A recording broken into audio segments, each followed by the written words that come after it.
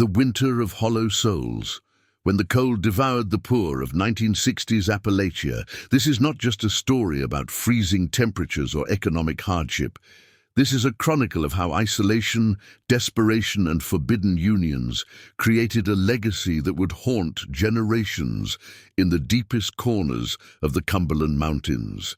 December 1963. While America mourned a fallen president and prepared for the holidays, deep in the Appalachian wilderness of eastern Kentucky, the Hadley family faced a different kind of darkness. Their isolated hollow, known locally as Whisper Creek, sat 23 miles from the nearest town, accessible only by a treacherous dirt road that became impassable 6 months of the year. The Hadley clan had lived in this remote valley for over 130 years, their roots planted firmly in the rocky soil since the 1830s.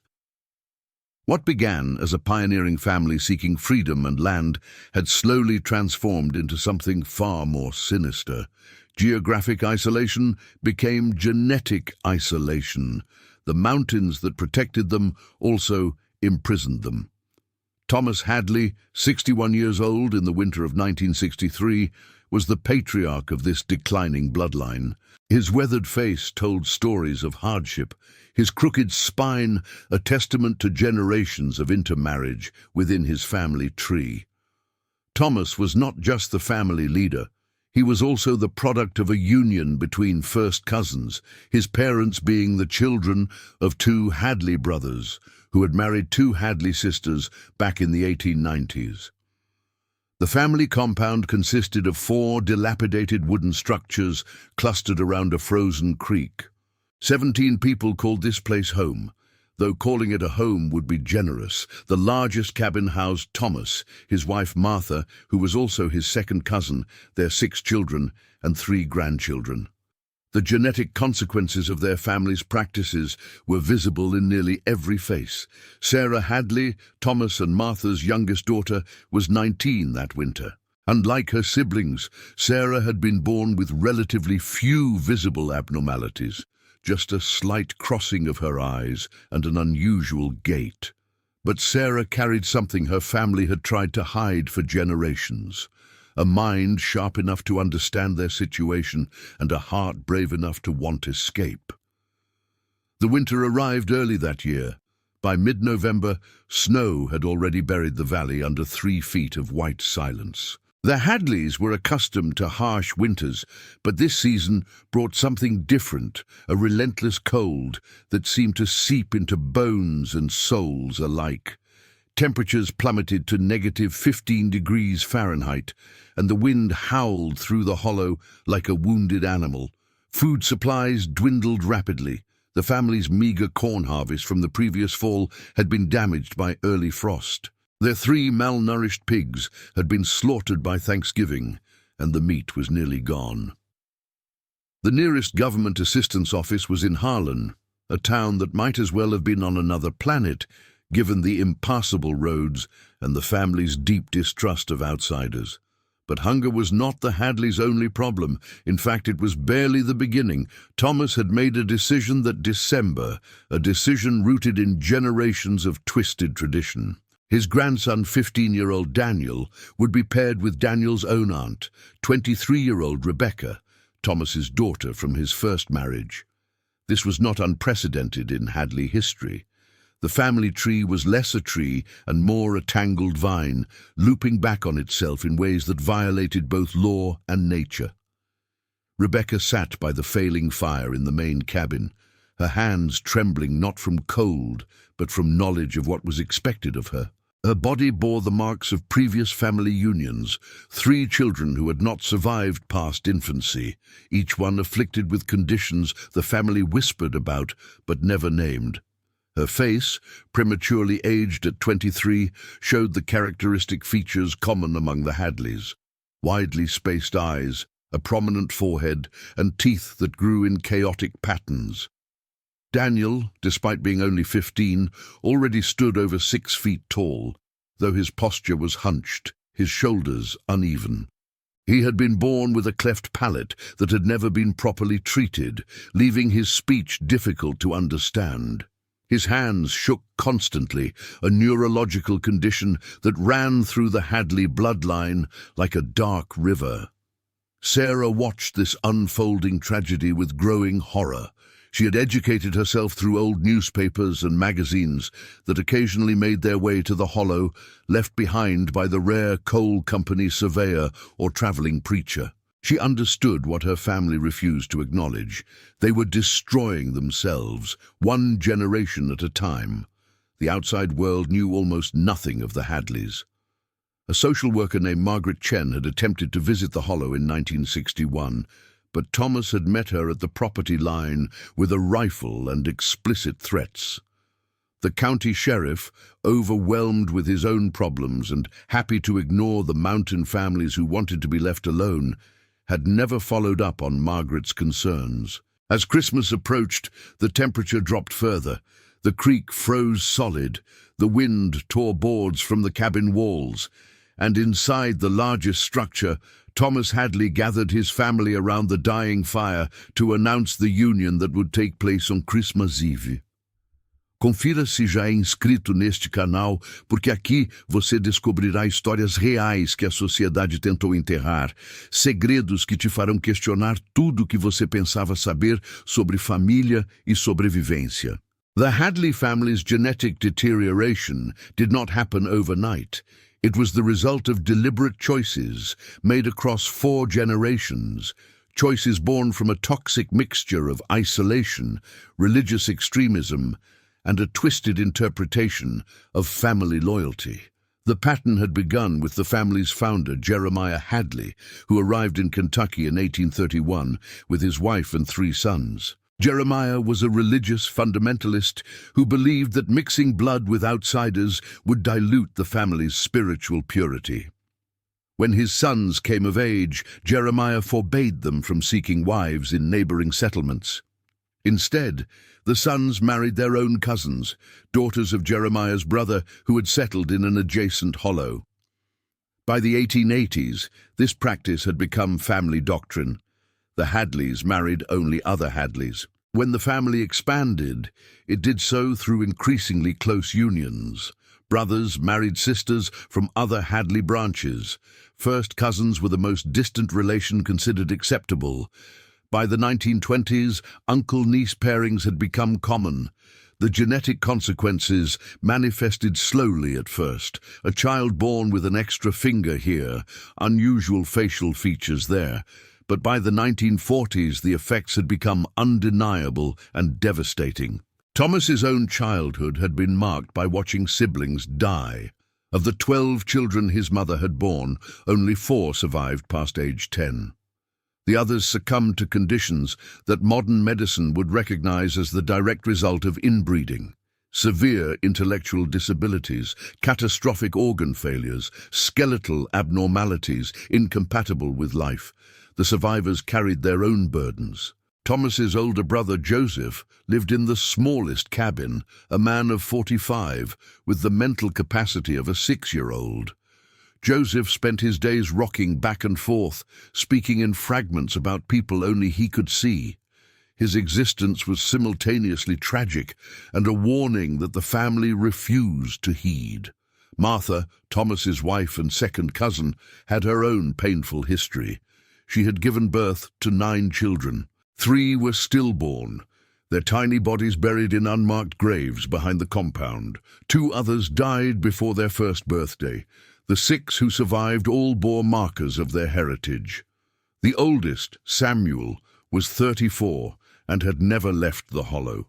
He suffered from severe developmental delays and required constant supervision. His face was asymmetrical, his left eye significantly higher than his right, his jaw misaligned in a way that made eating difficult. Margaret, 32, had been married at 16 to her uncle, Thomas's younger brother, William. That union had produced 2 children before William froze to death during a hunting trip in 1959. Both children showed signs of the family's genetic burden. One was deaf and partially blind. The other had legs of unequal length and required a handmade crutch to walk. The pattern repeated with cruel consistency.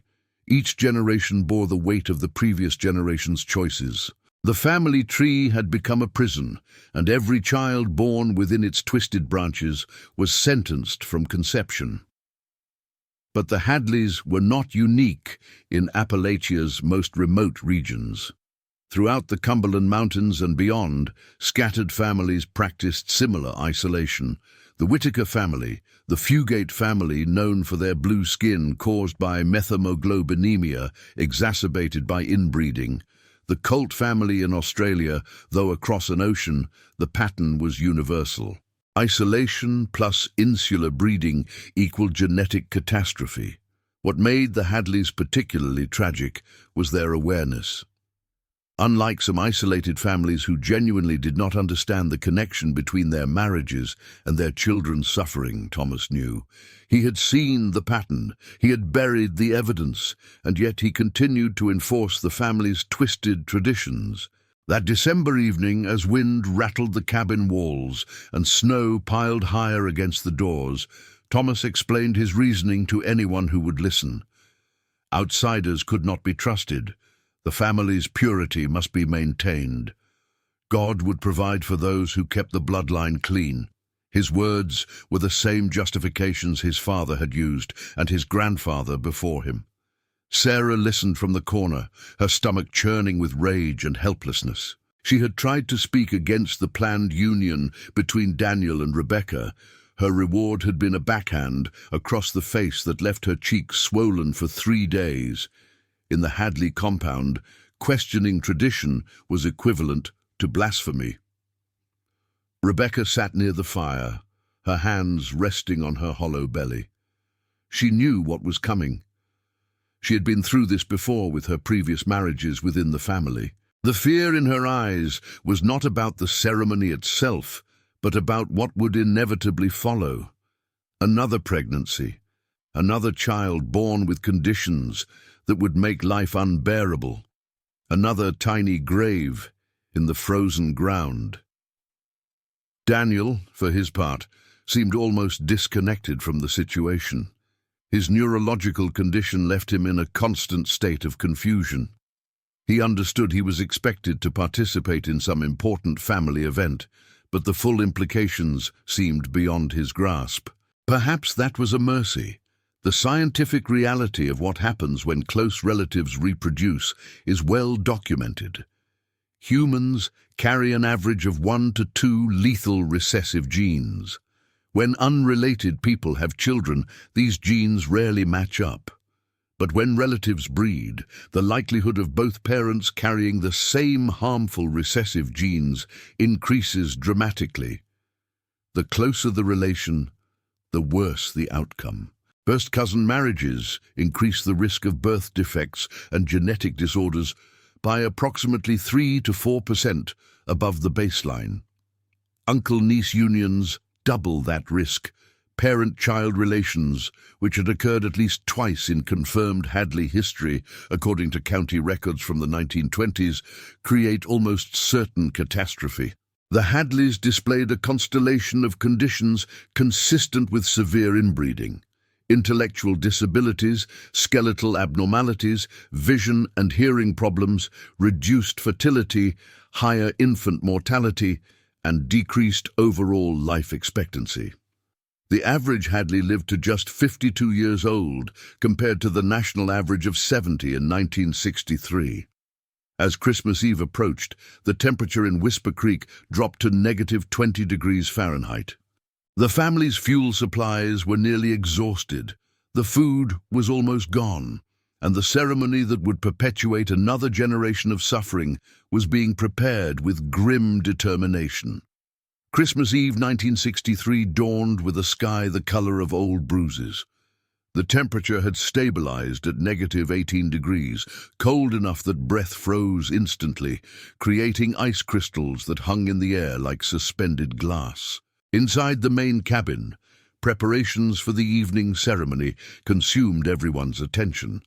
Martha and the older women cleaned the main room as best they could, sweeping away debris and arranging the few pieces of furniture to create a space for the family gathering. The fire was built up, using the last of their good firewood. The rest would have to come from green wood that would smoke more than burn. Sarah had been assigned to prepare Rebecca for the ceremony. The two women sat together in a small side room, barely larger than a closet, where Rebecca's few possessions were kept. The silence between them was heavy with everything that could not be said. Rebecca finally spoke, her voice barely above a whisper. "I do not want this, Sarah. You know I do not want this." Sarah's hands trembled as she helped Rebecca into the cleanest dress the family owned, a faded floral print that had belonged to their grandmother. "I know," Sarah replied. "None of us want this, but Father will not be moved." "The last 3 babies," Rebecca continued, tears streaming down her weathered face. "They suffered so much, Sarah. The sounds they made, I can still hear them at night. Little Thomas lasted 6 days, 6 days of watching him struggle to breathe, watching his body fail him. And Father says this is God's will." Sarah felt her own tears coming but forced them back. "It is not God's will, it is Father's will. There is a difference." Rebecca looked at her younger sister with desperate hope. "You understand. You have always understood. Why can the others not see what we see?" "Because seeing would require them to admit what they have done," Sarah answered. "Every child they have brought into this world under these circumstances, every union they have arranged. To acknowledge the truth would be to acknowledge their guilt. It is easier to call it God's plan than to accept responsibility." The conversation was interrupted by Thomas's heavy footsteps in the hallway. Both women fell silent, fear automatic and instinctive. But he passed by without stopping, his attention focused on other preparations. In the main room, Daniel sat on a wooden bench, being instructed by his grandfather about his responsibilities. The boy, whose mind operated in fragments and confusion, nodded along without comprehension. His hands shook violently, a symptom that had worsened with age rather than improved. "You understand what is expected tonight?" Thomas asked, his voice gruff but not unkind. In his twisted worldview, he genuinely believed he was preserving something valuable. Daniel nodded, though his expression showed no understanding. "Yes, grandfather. Rebecca is your family, but she will also be your wife. This is how we keep our bloodline pure. This is how we honor those who came before us. Do you understand?" Another nod, another empty affirmation. Joseph, Thomas's brother, rocked in the corner, humming tunelessly. His presence was both witness and warning, though no one acknowledged it as such. Samuel, Thomas's eldest son, sat nearby, his asymmetrical face showing the same vacant expression it always carried. As evening approached, the family gathered. 17 people crowded into a room designed for perhaps 8. The fire provided minimal warmth, and everyone kept their coats on. The smell of unwashed bodies, smoke, and desperation filled the air. Thomas stood at the head of the room, a worn Bible in his hands. The ceremony would not be legal or recognized by any church or state, but legality had never been the Hadleys' concern. This was about tradition, about maintaining walls that had been built over generations. Rebecca was brought forward, Sarah supporting her as her legs threatened to give way. Daniel was positioned beside her, his confusion evident, but his compliance automatic. The family formed a loose circle around them. Thomas began to speak, his words a mixture of biblical verses taken out of context and family doctrine that had no basis in any religious teaching. "We gather today to unite 2 branches of our family tree, to strengthen the bonds that have sustained us through hardship, to preserve the purity that sets us apart from the corrupted world beyond these mountains." At that moment, Sarah made a decision that would change everything. She stepped forward, her voice cutting through Thomas's speech. "This is wrong." The room fell silent. Every eye turned to Sarah. Thomas's face darkened with rage. "What did you say?" His voice was dangerously quiet. Sarah's heart hammered against her ribs, but she continued. "I said this is wrong, Father. Rebecca does not want this. Daniel does not understand this. And we all know what will come from this union. More suffering, more children who will not survive, more pain that we will call God's will when it is nothing but our own stubborn refusal to see the truth." Thomas moved toward Sarah with frightening speed for a man his age. His hand rose, prepared to strike. But before he could, something unexpected happened. Martha, his wife, spoke. "She is right, Thomas."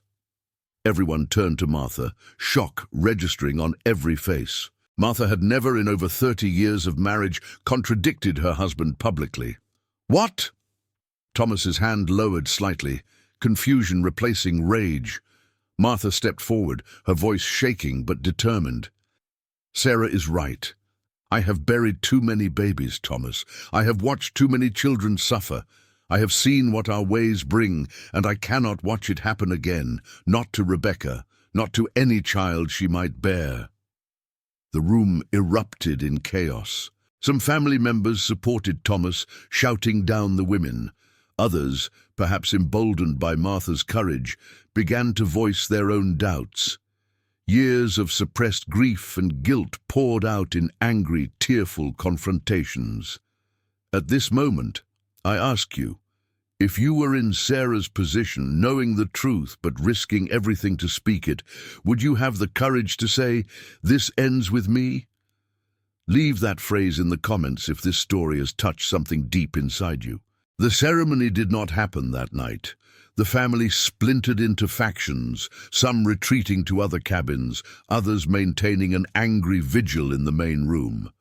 Rebecca collapsed in relief and was taken to bed.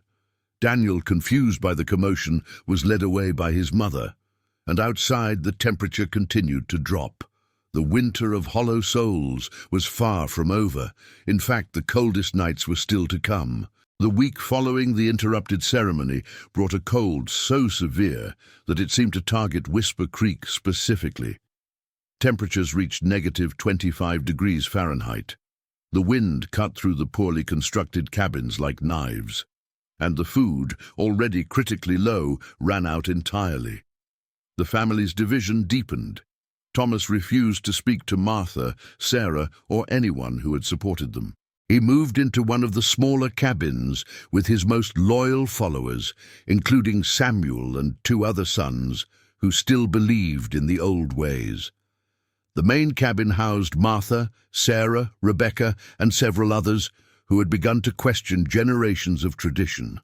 Hunger became the dominant reality. The Hadleys had always lived on the edge of starvation, but this was different. Days passed without solid food. They survived on melted snow and thin broth made from boiling leather boots and belts. The children cried constantly from hunger pains that no words could soothe. On January 3rd, the youngest member of the family, a 3-year-old girl named Emma, who had been born with a severe cleft palate and developmental delays, died from a combination of starvation, cold, and pneumonia. Her death, while tragic, was also a grim release from a life that had been nothing but suffering since birth. The family buried Emma in the frozen ground, a process that required building fires on the earth for 2 days just to soften the soil enough to dig. Thomas performed the service, his words about God's plan ringing hollow in the bitter air.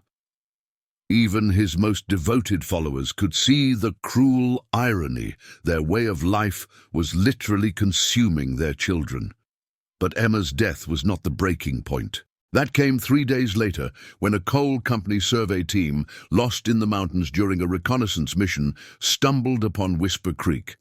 The team consisted of 3 men, Robert Patterson, the lead surveyor, and 2 assistants, James Lee and Michael Thompson. They had been attempting to map potential mining sites when a sudden snowstorm forced them off course. Seeing smoke from the Hadley compound, they approached seeking shelter and directions.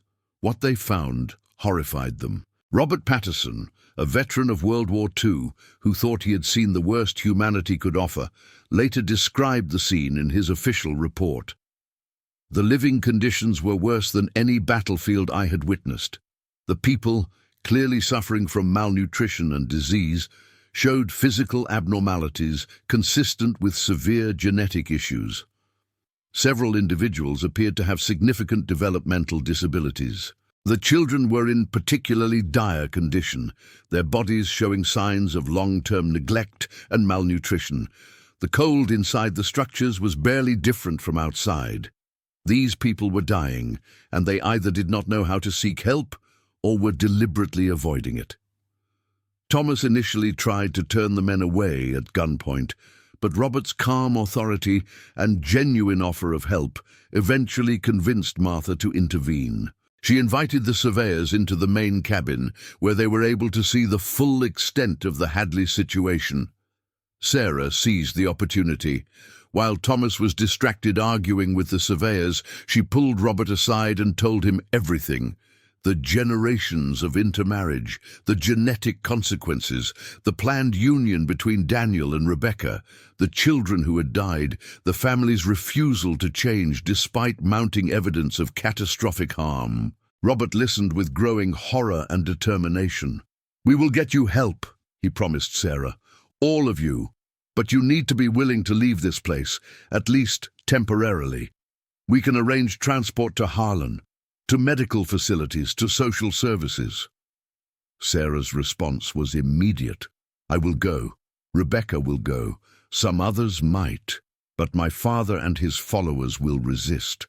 They would rather die here than admit they were wrong." The surveyors left the next morning, promising to return with help. They provided the family with their emergency food supplies, enough for perhaps 3 days if rationed carefully. Thomas accepted the food, but warned that any attempt to remove his family would be met with armed resistance. True to their word, the surveyors returned 2 days later with a convoy that included the county sheriff, 2 social workers, a doctor, and several volunteers from local churches. What followed was a tense 12-hour standoff. Thomas barricaded himself in one of the cabins with his most loyal followers, refusing to come out. "This is our land, our family, our way of life," he shouted through the walls. "You have no right to interfere with God's plan." The sheriff, a pragmatic man named Harold Winters, tried negotiation. "Mr. Hadley, your children are starving. Some of them need immediate medical attention. We are not here to arrest anyone or take your land. We just want to help. We do not need your help. We need to be left alone." Meanwhile, the social workers and medical team focused on those willing to accept assistance. Martha, Sarah, Rebecca, and 11 others agreed to be transported to Harlan. The doctor, examining them in the relative warmth of the transport vehicles, was appalled by what he found. Rebecca was suffering from severe malnutrition, untreated infections, and the lingering effects of her previous complicated pregnancies. Sarah had frostbite on 3 toes. Several of the children showed signs of rickets, scurvy, and other deficiency diseases. Every single family member examined had dental problems so severe that extractions would be necessary. But the physical ailments were only part of the story. The genetic consequences of generations of inbreeding were documented in clinical detail. The doctor's report, later filed with the Kentucky Department of Health, catalogued a range of conditions: intellectual disabilities of varying severity, skeletal abnormalities, vision problems, hearing loss, speech impediments, neurological conditions causing tremors and seizures, reduced fertility, and a pattern of infant mortality exceeding 70%. As the evacuees were loaded into vehicles, Sarah looked back at the compound one last time. Thomas stood in the doorway of his cabin, rifle in hand, watching his family leave. In his eyes, she saw not anger, but something worse: absolute conviction that he was right, and that history would vindicate him. The convoy departed Whisper Creek on January 10th. Behind them, 6 Hadleys remained in the compound, including Thomas, Samuel, and Joseph. They had chosen their path, and no amount of reason or compassion could divert them from it. The Hadleys, who agreed to leave Whisper Creek, entered a world that was both frightening and liberating. The transition was not easy. In Harlan, temporary housing was arranged through a combination of church charity and government assistance. The family members were separated into smaller groups, placed with host families who had volunteered to help. This separation, while necessary for practical reasons, was traumatic for people who had never spent a night apart from their relatives. Medical treatment began immediately. Rebecca required surgery to address infections that had gone untreated for months. Several children needed corrective procedures for conditions that should have been addressed in infancy. Dental work alone took weeks and multiple procedures. The psychological trauma would take far longer to address. Sarah emerged as the family's spokesperson and advocate. Despite her limited formal education, her intelligence and determination impressed the social workers assigned to the case. She participated in interviews with state health officials, helped coordinate her family's medical treatments, and began the painful process of understanding just how abnormal her upbringing had been. In February 1964, Sarah gave her first interview to a local newspaper reporter. The resulting article, titled "Forgotten Family, Appalachian Clans' Generations of Isolation End in Tragedy," brought national attention to the Hadley case. The story was picked up by wire services and eventually appeared in newspapers across the country. The public reaction was mixed. Some expressed compassion and a desire to help. Others viewed the Hadleys with disgust or morbid curiosity. For Sarah, reading these reactions was its own education in how the outside world perceived her family's practices. Meanwhile, back in Whisper Creek, the 6 remaining Hadleys faced the consequences of their choice. Thomas maintained his defiance, but the harsh reality of survival without the younger family members became apparent. By March, even Thomas had to acknowledge that they could not sustain themselves alone. A second rescue operation in late March brought the remaining Hadleys out of the hollow. Thomas was hospitalized immediately, suffering from pneumonia and severe frostbite that would ultimately cost him 3 fingers and 4 toes. His resistance had broken not through reason, but through the simple physical reality that he could no longer survive his chosen path. The Hadley compound was eventually abandoned. The cabins, already in poor condition, deteriorated rapidly without maintenance. Within 5 years, the structures had collapsed, reclaimed by the forest. Today, only a few foundation stones mark where generations of Hadleys lived, suffered, and perpetuated a cycle of genetic devastation. But the story does not end with empty cabins. Rebecca, after receiving proper medical care and counseling, made the difficult decision to have no more children. The risk was simply too great, both for any potential child and for her own damaged body. She eventually found work in a Harlan textile factory and lived independently for the first time in her life. She passed away in 1998 at age 58, her health forever compromised by her years in Whisper Creek. But her final decades lived on her own terms. Daniel was placed in a group home for individuals with developmental disabilities. The neurological damage from his genetic inheritance could not be reversed, but with proper care, medication, and routine, his quality of life improved dramatically. He learned simple tasks, developed friendships with other residents, and discovered pleasures his hollow existence had never allowed. He died in 2003 at age 55, outliving the average Hadley lifespan by 3 years. Martha, freed from Thomas's control after his death in 1971, became an advocate for isolated families throughout Appalachia. Working with social services, she helped identify other households living in dangerous isolation and encouraged them to seek assistance. Her insider knowledge of how such families thought and operated made her uniquely effective. She facilitated the intervention in at least 7 other families before her own death in 1989. Sarah's trajectory was perhaps the most remarkable. With assistance from a charitable foundation, she obtained her GED and eventually attended community college. She became a licensed practical nurse and dedicated her career to serving rural communities in eastern Kentucky. She married a kind man from Harlan, someone with no connection to her past, and adopted 2 children. She never had biological children, unwilling to risk passing on any genetic legacy from her ancestry.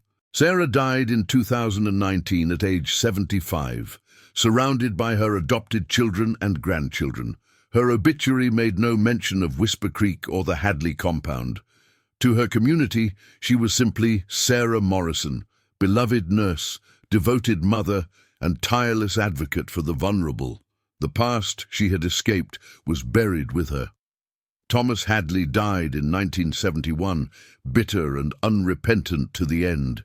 In his final years, living in a state-funded nursing facility, he maintained that he had been right all along, that the family's downfall came not from their practices, but from their abandonment of those practices.